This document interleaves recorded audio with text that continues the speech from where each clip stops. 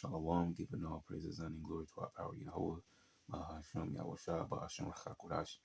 Double honors to the apostles, the bishops, and the elders of Great Millstone. Peace and blessings to the whole elect of the tabernacles of David, scattered throughout the four corners of the earth, wherever you may be, to you I say Shalom, Mashallah, Shalom. Well, we down to the book of Deuteronomy, the 15th chapter. We're not quite. I think there's like 33, 34 maybe chapters in Deuteronomy. So almost the halfway point. Anyways, getting to the chapter, I believe it's kind of short, like 20 something verses. Yeah, 23 verses. So let's go and get right into it. So Deuteronomy 15th chapter, right? NLT says release for debtors. KJV says the sabbatic year. Matter of fact, we actually might read it in the NLT. We'll see. Well, let's read a few verses in NLT. At the end of every 7th year, you must cancel the debts of everyone who owes you money. This is how it must be done. Everyone must cancel the loans they have made to their fellow Israelites. And this is important, right? It says they must not demand payment from their neighbors or relatives, for Yahweh's time of release has arrived. All right? It says this release from debt, however, applies only, this is why I said it was important, only to your fellow Israelites, not to the foreigners living among you. All right? Because remember now, you had Israelites that, original crews that were from Egypt. Then you had other Israelites that might have come and lived amongst them. You had also Israelites that were servants to those particular Israelites. Well, bear with me. All right. So, like, what was I saying? Oh, yeah. So you might have had Israelites who worked for other Israelites because maybe they were needy. So they put themselves in labor on another Israelite. And then the final little factor here is that you might have had heathens that were servants, okay? So, and as the law always states, there's a certain way that you deal with your brothers, okay, versus how you would deal with someone if they were a heathen. So again, it says this is how it must be done. Everyone must cancel the loans they have made to their fellow Israelites. There was not demand payment from their neighbors or relatives, for Yahweh's time of release has arrived.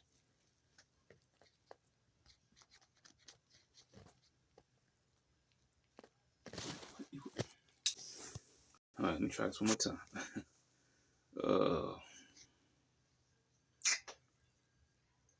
Man, that threw me off.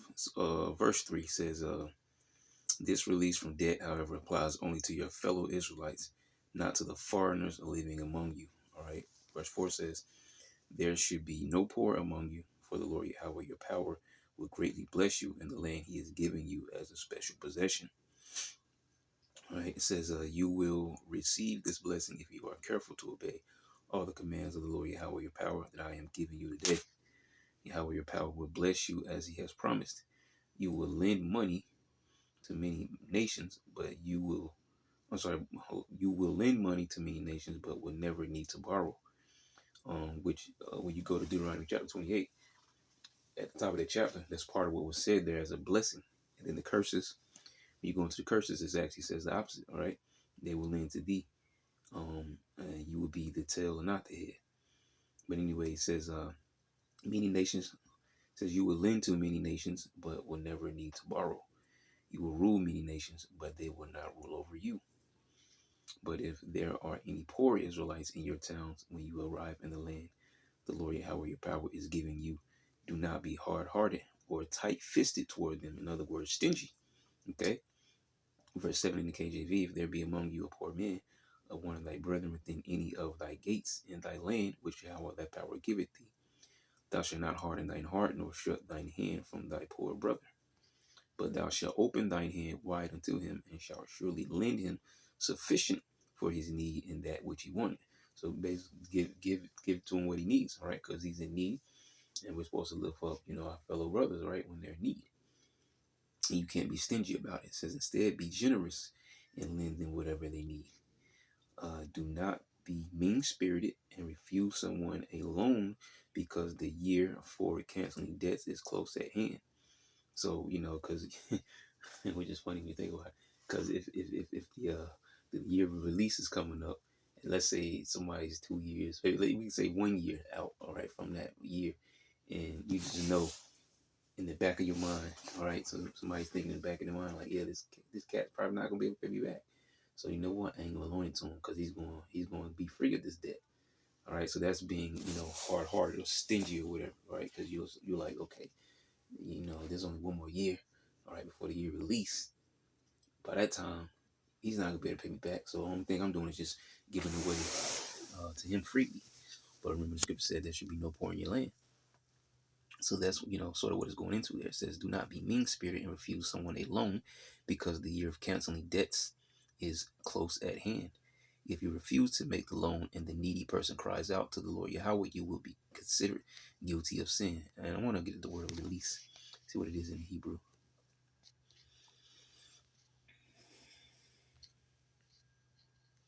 I'm not sure if it'll come up. Of the release, Shamatah, letting drop exactions, temporary, remitting, release from debt. Yep, remitting. Which we'll grab that word, I guess. See, to release, to let drop. And you get remit or remitting. Drop of exactions. Cancel or refrain from exacting or inflicting a debt or punishment. See? So bouncing back. It says, "Give generously to the poor, not grudgingly, for the Lord Yahweh your power will bless you in everything you do." Yeah, because he'll see that you gave it out of your heart, out of the goodness of your heart, and you didn't give it grudgingly or someone who just didn't give it at all, right? Because what we read up above, okay? KJV says, "Thou shalt surely give him, and thine heart shall not be grieved when thou givest unto him." See, because your heart is talking about your mind. "Because that for this thing Yahweh thy power shall bless thee in all thy works and in all that thou puttest thine hand to. For the poor shall never cease out of the land. Therefore I command thee, saying, Thou shalt open thine hand wide unto thy brother, to thy poor, and to thy needy in thy land." NLT says, "There will always be some in the land who are poor. That is why I am commanding you to share freely with the poor and with other Israelites in need." Yeah, and even when you had like when the Babylonians came, what did they do? They took those that were of stature, and then those that were left with whatever little was left, because they destroyed a lot of things. Probably had widows and poor and needy with some jacked up farms to work off of. Okay, and this as a smaller form of it, but just a little small minor example. But needless to say, um, in the kingdom, we're not gonna have to worry about that. Actually, let me get that real quick. It's one of my favorite verses. I think it's 65:24. I'm glad we got split screen because it reads better in the NLT. I think it's 24. Yep, KJV, Isaiah 65:24. "And it shall come to pass that before they call, I will answer, and while they are yet speaking, I will hear." NLT, "I will answer them before they even call to me. While they are still talking about their needs, I will go ahead and answer their prayers." Bam, boom. See, in the kingdom, we're not gonna have to worry about that. Ain't gonna be no broke Israelites, right? The lowest stature Israelite is gonna be great, all right? I think there's a scripture that says, what is it? How's it worded? Is that in Zechariah? Says, "The feeble among you shall be as David," or something like that. Can't remember exactly how it's worded, but the point is made. In the kingdom, this is not something we have to worry about. All right, this was ancient time, all right, ancient custom. Um, but there's not going to be any poor and needy Israelites. I mean, this was a law, really, but it's not going to be any poor and needy Israelites in the future to come. Okay, but in time past, this needed to be talked about. Okay, and that's why they was constantly going into about let's say such and such and such and this and that, because remember how you were a stranger in the land of Egypt, right? Remember you was in that captivity, so don't treat your brother like this, because So it's kind of in that realm of things. Verse 12 says, "If a fellow Hebrew sells himself or herself to be your servant and serve you for 6 years, in the seventh year you must set that servant free." And that's straightforward, all right? 6 years they serve, the seventh year they go free, all right? And when you release a male servant, do not send them away empty-handed. And notice, and that was what we pointed out up above, what was so important.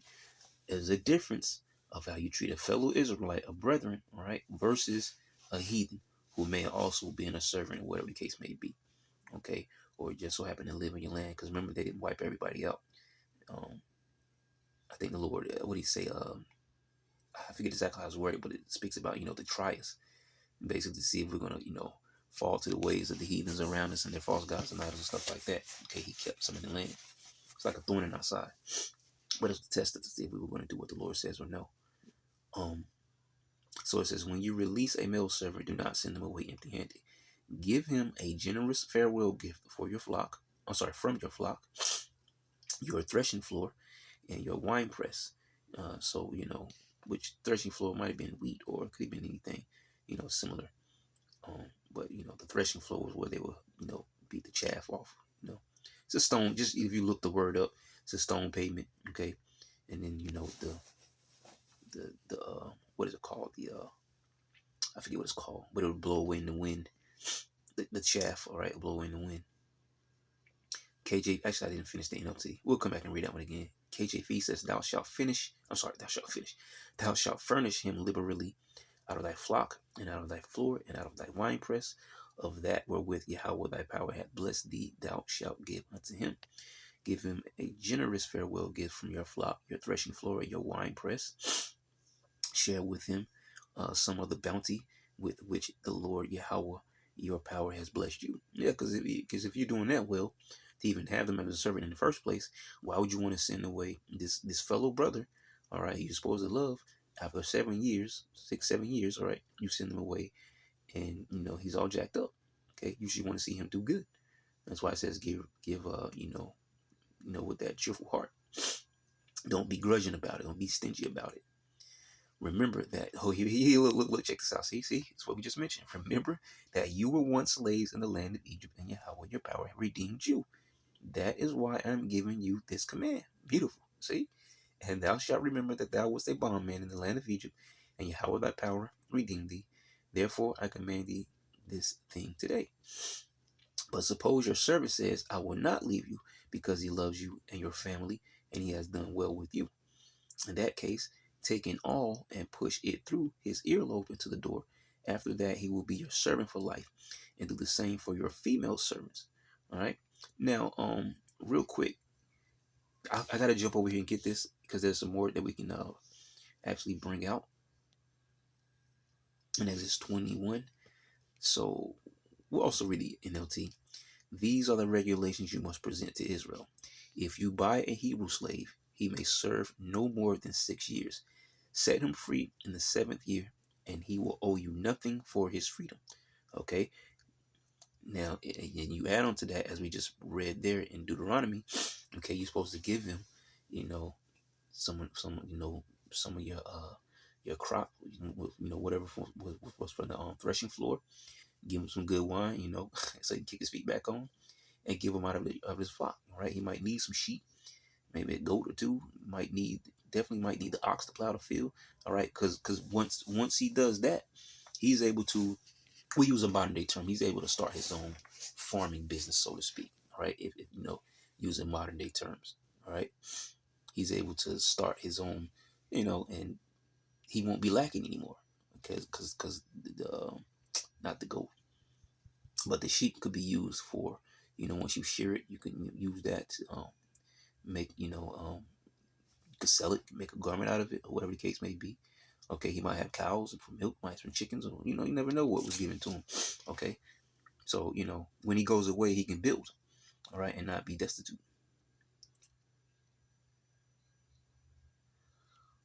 Okay, 3. If he was single when he came, if he was single when he became your slave, he shall leave single. But if he was married before he became a slave, then his wife must be free with him. If his master gave him a wife while he was a slave, and they had sons or daughters, then only the man will be free in the 7th year. But his wife and children will still belong to his master. All right. So if he came in by himself, and when the years are up and he wants to leave, then he leaves by himself. If he came in by himself and he saw some, a maid servant that he liked, he got with her. Okay, and it's time to leave. Okay, if he wants to leave, then he has to leave by himself because that maid servant belonged to the master in the first place. So even if he has children by that woman, the children also belong to that master because that was his maid servant, even though that seed is actually that man's. Okay, now if he came in with the wife, then both of them, if they want to leave, they leave out together. Okay, so these are different scenarios, and then there's one more scenario where it says, verse 5, but the slave may declare, I love my master, my wife, and my children. I don't want to go free. If he does this, his master must present him before the Most High. That his master must take him to the door or doorpost, and publicly pierce his ear with an awl. After that, the slave will serve his master for life. Okay, um, that's probably all we need from here. Um, yeah, that's all. That's because there's more, but that's all we need from here, just to make that extra point there. So, going back to verse 16. But suppose your servant says, I will not leave you, because he loves you and your family, and he has done well with you. In that case, take an awl and push it through his earlobe into the door. After that, he will be your servant for life, and do the same for your female servants. Okay, so even if it's a female, all right, same thing. And I just want to get all real quick. Okay, which is all a boring instrument, simple tool. Okay, a small pointed tool used for piercing holes. In this case, it will be in the ear. There you go, and all. So we'll take it and then bink right through the ear, and then bam, that's the mark. Okay, that you are this man's servant for life. Okay. You must not consider it a hardship when you release your servants. Remember that for 6 years they have given you service, worth double the wages of hired workers. All right. Um, and the Lord Yahweh, your power, will bless you in all you do. Yeah, because you have service in your house for six. Because you got to think about it. If you got a lot of things going on for yourself, you need helping hands. Okay. So that's a lot of work that has to be done. You're dealing with the flock, the field, whatever else needs to be done. You get the point, all right? Because there could be different categories, okay? Read the KJV. It says, it shall not seem hard unto thee when thou sendest him away free from thee, for he hath been worth a double hire servant to thee in serving thee 6 years. And Yahweh thy power shall bless thee in all that thou doest. All right? A few more verses. Sacrificing firstborn male animals. You must set aside for the Lord Yahweh your power all the firstborn males from your flocks and herds. Do not use the firstborn of your herds to work your fields, and do not shear the firstborn of your flocks. And that's all straightforward there, all right? It says, do not use the firstborn of your herds to work your fields, and do not shear the firstborn of your flocks. Okay? The sheep have to be sheared. Because if you let the sheep if you don't shear the sheep, it'll get bigger and bigger and bigger, and it'll actually get heavy on them. Okay, if you don't shear sheep, okay, they can get lost in it. This is why you see, like, I don't know, cartoons, and sometimes I don't pictures, like, like not like a real picture. Well, some can be, but it is almost like the sheep is lost inside of its fluff, right? Because it's so big and it has to be sheared, and they can actually overheat. Okay, so you want to shear them. It says, instead, you and your family must eat these animals in the presence of the Lord Yahweh, your power, each year at the place he chooses. But if the firstborn animal has any defect, such as lameness or blindness, lame, like, I guess maybe it's legs busted, foot, one of the feet or best busted, hoofs, whatever you want to call it. All right, it can't walk. Okay, in other words, or maybe it limps or something, such as lameness or blindness, or if anything else is wrong with it, you must not sacrifice it to the Lord your power. All right, because he should not have anything, that's with I mean, like it says in the KJV, if there be any blemish therein, as if it be lame or blind or have any ill blemish, thou shalt not sacrifice it unto the Lord Yahweh thy power. All right, so it can't be sickly, can't be busted up in the legs. All right, can't have this going on, that going on, can't be blind, nothing like that. All right, when you give the Lord a sacrifice, it has to be a perfect sacrifice, whatever you give it. Okay, so it says, instead use it for food for your family in your hometown. Anyone, whether ceremonially clean or unclean, may eat it just as anyone may eat a gazelle or deer. Now, remember, we talked about this in one of the previous chapters. When it says clean or unclean, or actually, we read the NLT, so it says ceremonially clean or unclean, it's talking about a person, all right? It's not talking about unclean animals, all right? Being able to eat that, because that wouldn't make sense for the Lord to have delivered you out of the land of Egypt, gave you law, statutes, commandments, and amongst that was the dietary law. Then you get into the land promised to you, and you can just forsake the dietary law. That doesn't make sense. Remember the scriptures say, "I'm the Lord, I change not." All right. So this is talking about, like it says here, ceremonially clean or unclean. All right, people. KJV, thou shalt eat it within thy gates, the unclean and the clean person. See, person shall eat it alike as the roebuck and as the hart. And that's just to give an example of the animals.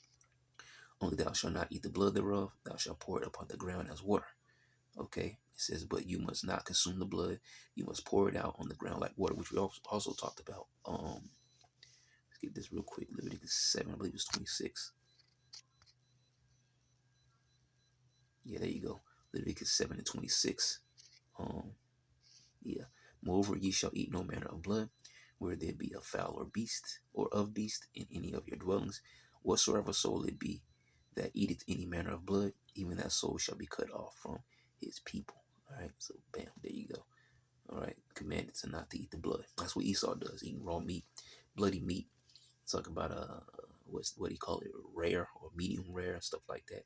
Where they went to a restaurant, ordered a hamburger, and it looked charred and good on the outside, but inside, got a little brown, and you get towards the center, it's pink still.